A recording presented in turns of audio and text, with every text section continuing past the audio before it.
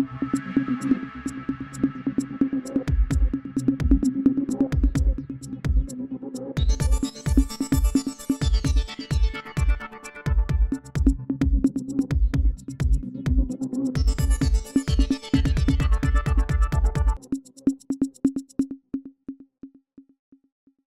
a world dominated by high-ranking corrupt officials, the absence of financial transparency and accountability stifles economic growth.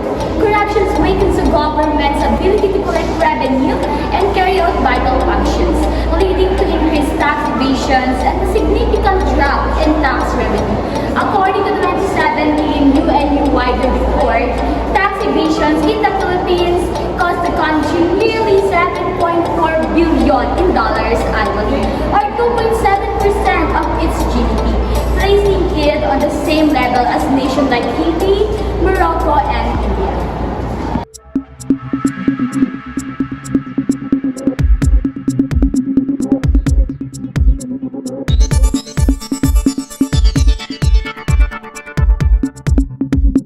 As a result of reduced public revenue, these countries often rely more on central bank financing, which fuels inflationary pressures. This creates a cycle where lower government funds and rising inflation lead to price instability and further economic challenges.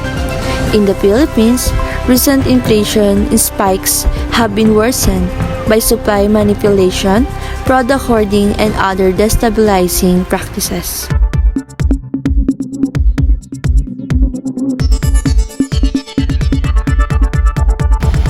Good afternoon, ma'am. Here's the question po. First, what does the lack of financial transparency and accountability in the country affect overall economic growth? Okay, so disclaimer, yan. So this is my own point of view. So actually your question is very timely and relevant in our current situations. Kasi based on my observation, the main reason why our country, the Philippines, is still a developing country for a long time period, it's because of lack of financial transparency and accountability.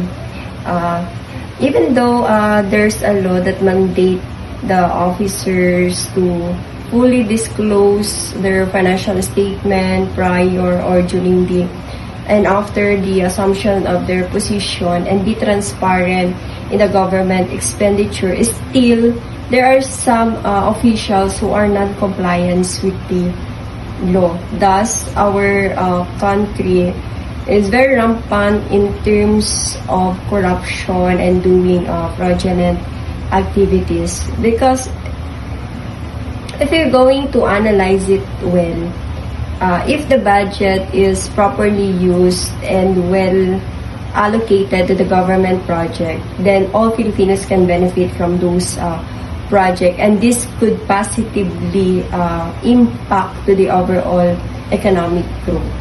Same with business.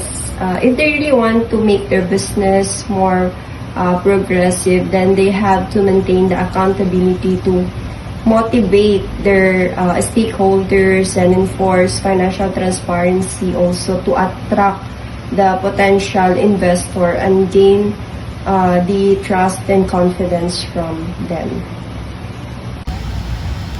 What do you think are the challenges businesses face in their operation due to the absence of transparency in financial system?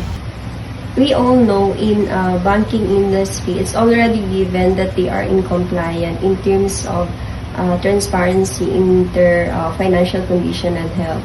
However, in some industry or business, due to some personal interests, they hide their correct financial statement without knowing that it could lead them to major operational risks such as misalignment of cash flow management that result to operational disruption and delay.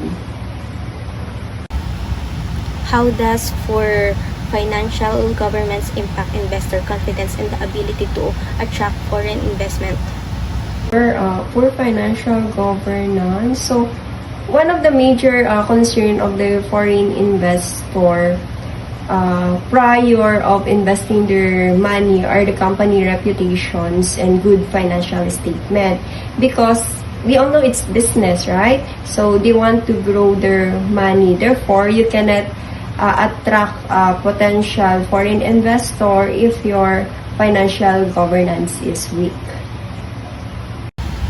In what ways has the lack of financial transparency affected employees' levels, especially in key industry? Okay, affected employment level.